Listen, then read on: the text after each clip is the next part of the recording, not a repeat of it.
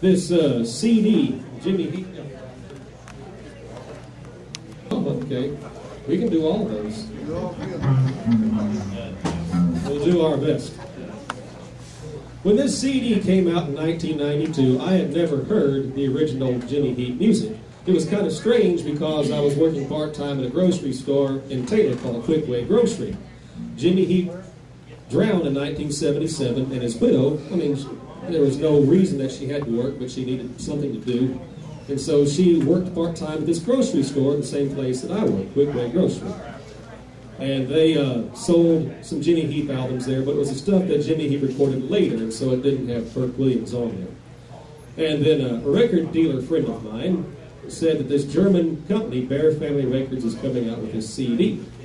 And I said, well, I've never heard the original Jimmy Heat stuff. I'm from Taylor, and I've never heard the original version of Release Me. So when that CD comes out, please reserve me a copy. And he did. And so I got it, and I took it over to Mrs. Heath, and she actually, the family kind of helped them put this CD out. And I listened to the music, and it was so enthralling and so fascinating to me that all these musicians, all these entertainers, these professional people were right here in my hometown. They had live radio shows, they were on television, they toured the nation, they had a top 5 Billboard hit. All these big stars would come through the radio station and be with these people like Tex Ritter, Slim Whitman, Ernest Tubb.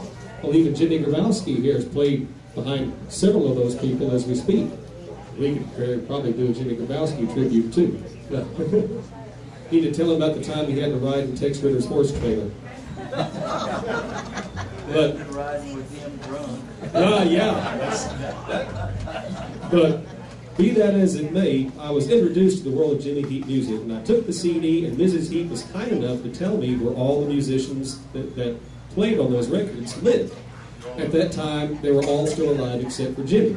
And so I had heard that this Perk Williams was dying of cancer. He had throat and mouth cancer, had an operation that removed part of the roof of his mouth. He could no longer speak properly.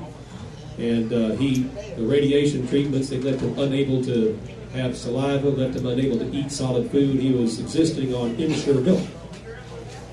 So I decided that I needed to meet this guy to have him autograph my CD jacket.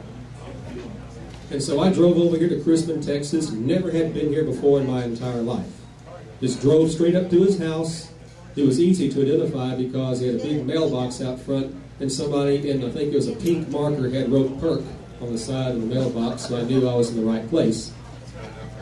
And I knocked on the door, and I hear this voice from inside, "Come in." And I walked in, and there was this guy sitting there in this little 3-room house, sitting next to an old pot-bellied stove, his bed in front of him. He's sitting in this armchair, and he was sitting there clipping the filters off the ends of his cigarettes. And I introduced myself, and he just said, "Well, Paul, well, sit down and tell me about yourself." And so I told him why I was here, that I enjoyed his music, and I wanted him to autograph my CD. Well, that started the friendship between us, and he'd call and wish my mother a happy birthday and things like that. And we went and visited quite a bit after that. Now, at Christmas time, I don't know what possessed my mother and dad, but they bought a 3/4 size fiddle off a couple in a bar at Norman's Crossing outside of Taylor. They gave it to me for Christmas. And just as a lark, I wanted Bert to show me how he played the fiddle on that record, Release Me. I think, it kind of went something like this. I told the fellow I was going to do this.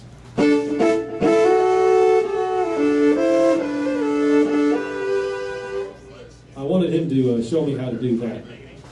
But he said, "Before I show you that, I got to show you something else." And so he taught me how to hold the fiddle, taught me how to pull the bow across it, how to make a noise, and he taught me a couple of notes. He taught me about 2 or 3 more. Anyway, he taught me how to play Faded Love. And he taught me how to play about 6 other songs, including Release Me, before his untimely death in about 1994, January 94. But since then, I was able to meet other musicians that were with the Jimmy Heat Band, and that's how I got introduced to Bill Dowdy, back over here. I met him in Lexington, Texas. And then that kind of started the steamroller rolling here. And as I progressed in my music, that's how I started meeting all the rest of these gentlemen here. I don't know why they're putting up with me. They did not feel sorry for me or something. But anyway, yeah, Ray and I started playing together in 2000 with the King of Swing Band. And it was about the same year that Jimmy Grabowski and I started playing together with the Texas Pioneers, of which Bill Dowdy was also a member. And then Roger and I started playing together when, about 2005, when Ray invited me to our weekly, or bi-weekly, or twice a week dance club over in Austin. And by the way, if you need any haircuts, go see Roger. He works at the Crestview Barber Shop. And then Sherman joined us about 2 or 3 years ago at our little dance club, and he's been playing with us ever since. So enough talk. I know that's bored you to death about my history, but that kind of explains why I'm here and why we're doing this. And so, I'm going to blend a little bit of Faded Love into this song here, and I certainly hope that it's been worth the wait, and I hope you enjoy our version of it. Key of G. We're going to play this like Faded Love. So that in the song, play out just like Faded Love.